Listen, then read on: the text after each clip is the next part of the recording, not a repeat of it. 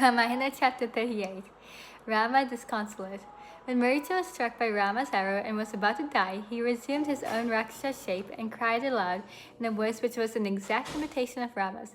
Ah, Lakshmana, ah, Sita. Ram now realized how the Rakshasa had beguiled them and how he had been drawn away a long distance by the crafty Marita, and he was full of anxiety as to what it could all mean. Alas, we have been badly deceived. It would be terrible if Lakshman is also deceived by this cry and leaves Sita alone to come to my succor. It looks as though the Rakshas have planned this ruse to carry off Sita and eat her. When Sita hears what she will take as my cry of distress, she is sure to insist on Lakshman leaving her and rushing to my help. The howling of jackals and the behavior of birds do portend disaster. There is trepidation in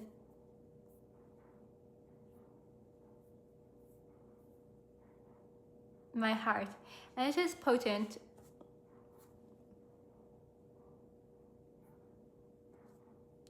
itself of some danger close at hand. Saying thus to himself, Rama hurried back to ashram. On the way he saw Lakshman running towards him. Alas, the worst I fear has happened, exclaimed Rama. He held Lakshman's hands and cried in sorrow.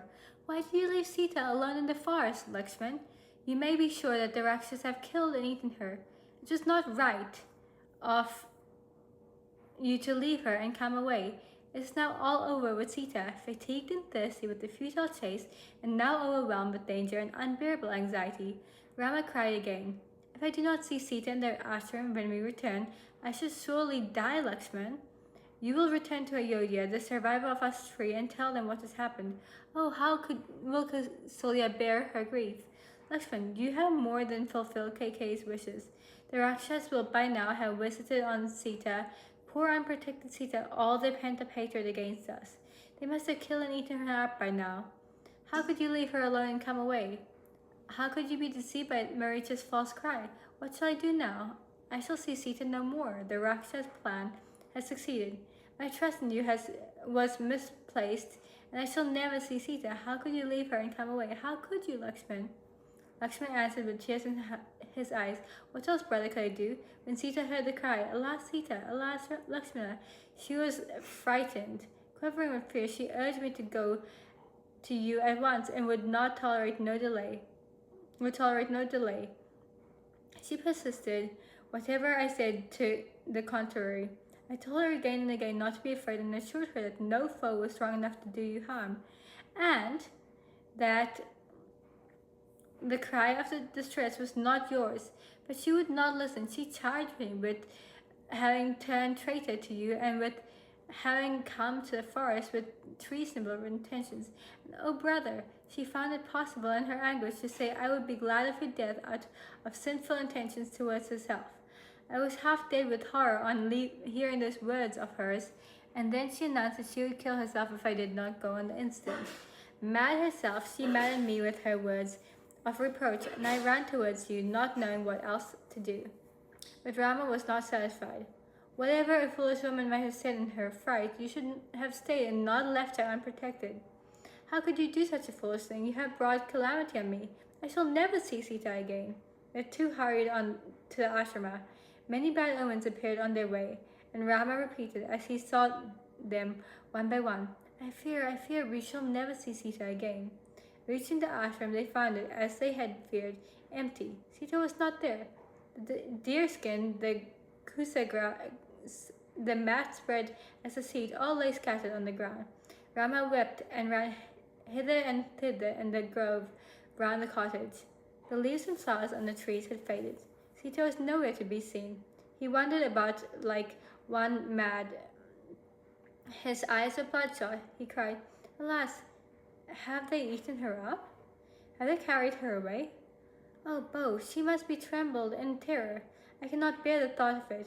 Could it be that she has gone to the river to fetch water? Could it be that she has gone out to cull flowers? Let us see. And he went searching among the trees, hoping that perhaps she was hiding and playing a practical joke on him. His sorrow swelled like a sea and seemed to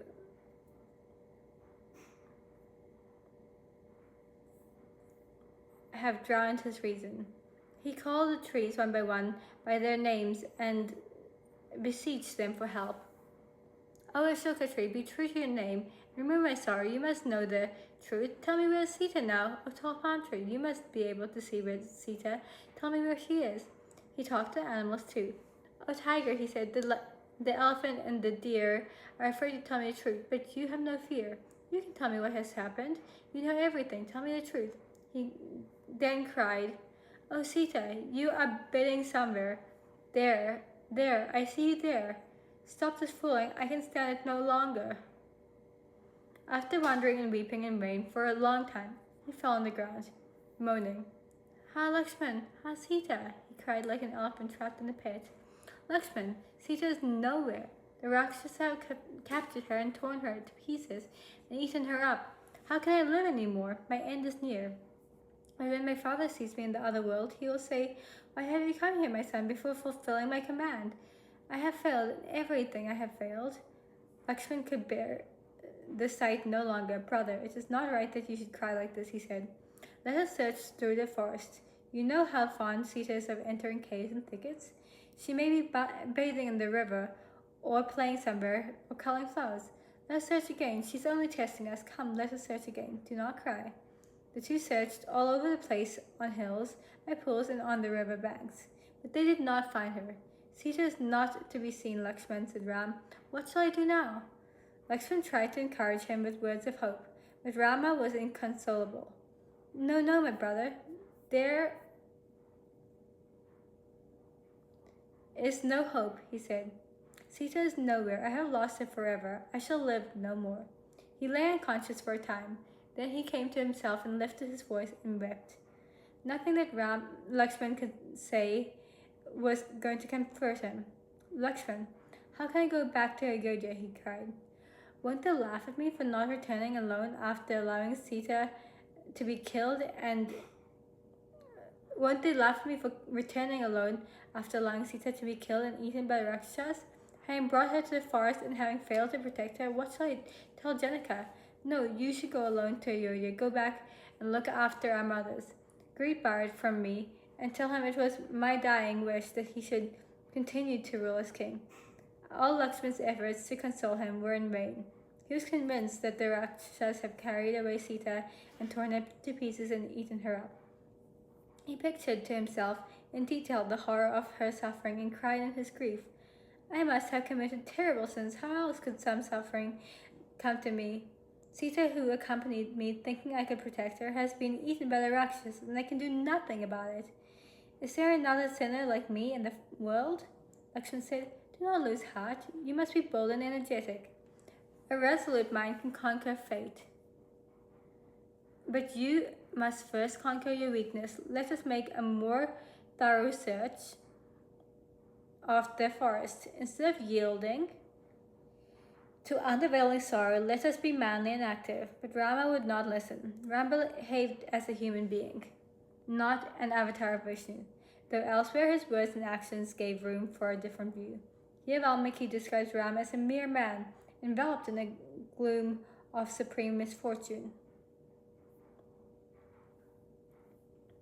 His feeling and behavior are exactly those of any noble, virtuous man who lost his beloved wife, dearer to him than life itself, and that in a forest festive with Rakshas. We see that all the efforts of Lakshman to console him had no effect. Our common human dharma is illustrated by the sorrow of Ram. We see here a picture of true and equal love between a virtuous man and woman, and the anguish of loss. This episode also may be interpreted allegorically. Ram's sense of privation when he misses Sita is a measure and image of the mind of God when a single human soul is lost through sin. One may ask whether God can lose or it can suffer pain of mind. If one realizes that all life is divine Leela, the play of God, no further exegesis is needed. Sin, merit, devotion, all are aspects of that sport. Each one of us is beloved of the Lord. If for any reason we're swept away from the right path, he suffers like a lover who has lost his love, and his sorrow too is a part of his great play.